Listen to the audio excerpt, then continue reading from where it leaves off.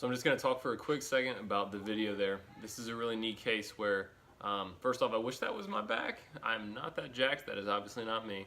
But this is a neat case where the person there reported that the right shoulder just doesn't feel quite as strong. He just feels like the left one he can really press with and pull with, row with, but the right one just doesn't want to have the same kind of strength to it. So we started looking at range of motion first.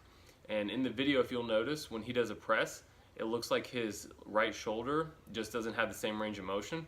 So when he goes up, his right one lacks a little bit and the left one is up further.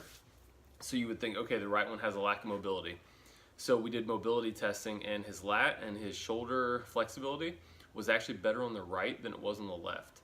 So if he were to hang from a bar, his right arm is actually able to get fully overhead, and his left one has a little bit more trouble, or it's a little more tight.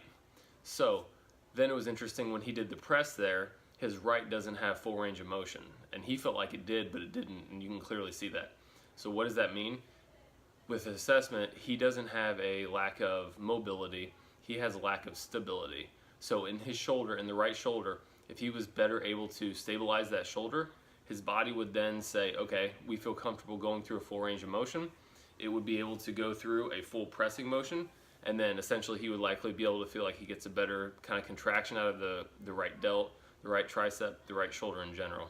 So that's another good situation where what seems like it's one thing, actually when you get into it and dive into it with a little bit more testing, isn't actually what you thought it was. So that's just an interesting case right there where you can really see that mobility versus stability in the shoulder.